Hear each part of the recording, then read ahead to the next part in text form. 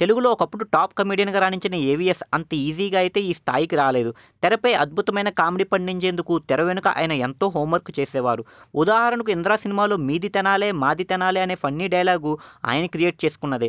'ఇంద్ర' సినిమాలో తనకు ఓ పాత్ర ఉందనే విషయం తెలియగానే ఆ పాత్ర కోసం ఓ విభిన్న వాయిస్ మరియు మేనరిజం ఉంటే బాగుంటుందని ఏవిఎస్ భావించారు. దీంతో ఆయన నేరుగా చిరంజీవి దగ్గరకు వెళ్లి తన పేరు బచ్చు పెద్ద పిచ్చయ్యగా ఉంటే బాగుంటుందని చెప్పి ఆ బచ్చు పెద్ద పిచ్చయ్య క్యారెక్టర్ ఎలా మాట్లాడతాడో, ఎలా నడుస్తాడో ఆయన ఎదురుగా చేసి చూపించారు. ఆ మేనరిజం చిరంజీవి గారికి నచ్చేయడంతో దాన్ని వెంటనే ఓకే అనేశారు. ఇక ఆ తరువాత ఆయనకు డైలాగ్ పేపర్‌లో ఇవ్వని 'మీది తెనాలే మాది తెనాలే' అనే సంభాషణ కూడా ఆయనే క్రియేట్ చేసుకొని హీరో, డైరెక్టర్ మరియు నిర్మాతకు కరెక్ట్‌గా సీన్ చేసే ముందు దాని గురించి వివరించారు. అయితే ఆ 'మీది తెనాలే మాది తెనాలే' డైలాగ్ విన్న నిర్మాత అశ్విని దత్ గారు మొదట్లో నాకు నచ్చలేదయ్యా అని ఒక్కసారిగా సీరియస్ అయ్యారట. అంతేకాదు మీ ఊరు తెనాలి కాబట్టి ఆ పేరు వాడుతున్నారా? పోనీ నీకు అంతగా ఆ తరహా సంభాషణలు పలకాలని ఉంటే 'మీది బెజవాడ మాది బెజవాడ' అని వాడు అంటూ ఆయన ఊరి పేరు చెప్పి వెళ్ళిపోయారట.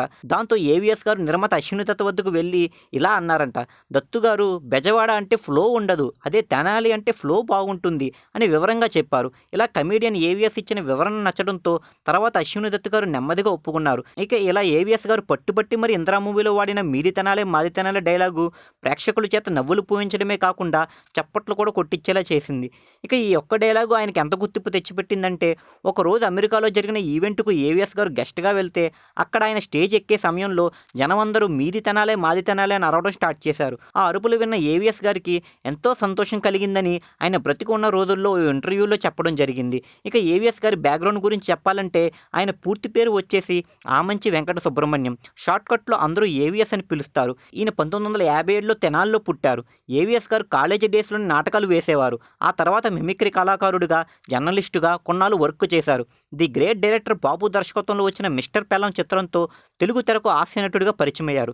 మీరు ఇలాంటి ఇంట్రెస్టింగ్ మూవీ అప్డేట్స్ మరిన్ని తెలుసుకోవడానికి ఇప్పుడే మా ఛానల్‌ను లైక్ చేయండి, ఫాలో చేయండి, సబ్స్క్రైబ్ చేయండి.